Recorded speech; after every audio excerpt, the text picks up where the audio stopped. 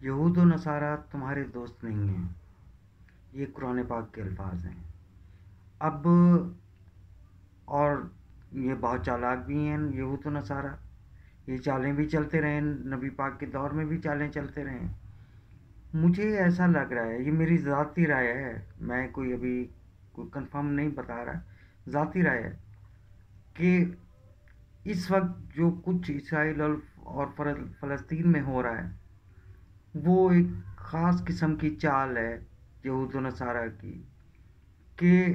غزہ کی پٹی میں جہاں کہیں سے کوئی رسد نہیں آ سکتی اور جہاں سے کوئی سورس نہیں ہے ان کے پاس کچھ سامان آنے کا بھی، اور حماس اس پہ حملہ کیے جا رہا ہے، اور حماس کے پاس اسلحہ کہاں سے آ رہا ہے، وہاں اس مقام پہ غزہ کی پٹی میں اسلحہ کہاں سے آ رہا ہے،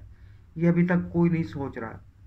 لیکن ایک چیز سمجھنے کی ہے کہ ہو سکتا ہے اسرائیل اس اپنی چال بازی میں وہ حماس کو فرنٹ لائن رکھ کے اور حملہ خود کر رہا ہو، اپنے لوگوں کو ہی مار رہا ہو، اور بعد میں دنیا کو آپس میں لڑا کے، یا دنیا کے وہ مہرے جو مسلمانوں کے ساتھ تھے ان کو آزما کے کہ ان میں کتنا دم ہے، وہ ہمارے لیے آخری وقت میں آ کے کچھ پریشانی کریٹ کر دے۔ یہ ایسے ہی ہے جیسے 9/11 کا واقعہ ہوا تھا، آپ ابھی تک اس کا کوئی نتیجہ نہیں نکال سکے اور یہ طے نہیں کر سکے کہ مسلمان ہی تھے جنہوں نے حملہ کیا تھا۔ اب یہود و نصارہ کی چال سمجھنے کے لیے آپ کو تھوڑے سے حالات پہ اور واقعات پہ بھی غور کرنا پڑے گا، اور سمجھیں ان چیزوں کو کہ یہود و نصارہ بہت چالاک ہیں۔ اور پھر قرآن پاک میں اللہ تعالیٰ نے فرمایا ہے کہ ایک تمہاری چال ہے جو تم چلتے ہو، ایک چال وہ ہے جو میں چلوں گا،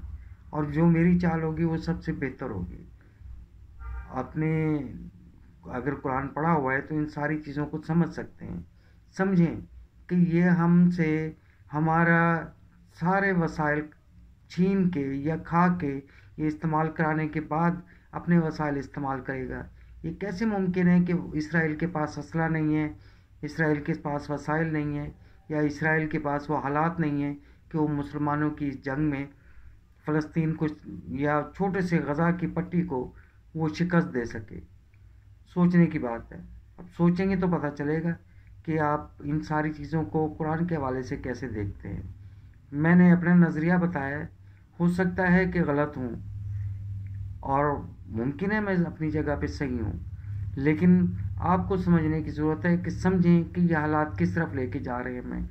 جنگ عظیم تو چھڑنی ہے، تیسری جنگ عظیم نے تو افتتاح کر دیا ہے اپنا، لیکن اس جنگ عظیم میں دوسرے ممالک کو لڑا کر اور ان سے جنگ کرا کے ان کا ایمونیشن یا ان کا اسلحہ استعمال کرا کے آخر میں اسرائیل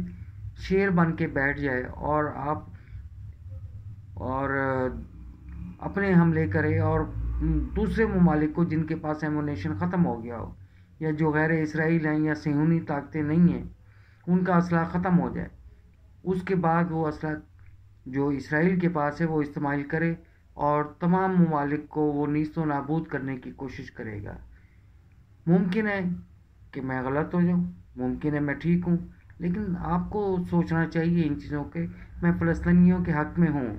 میں حماس کے کیے ہوئے سارے کاموں کے ساتھ ہوں، لیکن بحیثیت مسلمان آپ کے پاس دوسری رائے بھی ہونی چاہیے، دوسری سوچ بھی ہونی چاہیے، تاکہ آپ اپنے آپ کو مضبوط کر سکیں، اپنے وسائل کو اتنا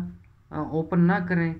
کہ ہر چیز آپ کے ہاتھ سے نکل جائے اور آخر میں صرف صہیونی طاقت رہ جائے۔ اپنا بہت سا خیال رکھیے گا۔ اللہ حافظ۔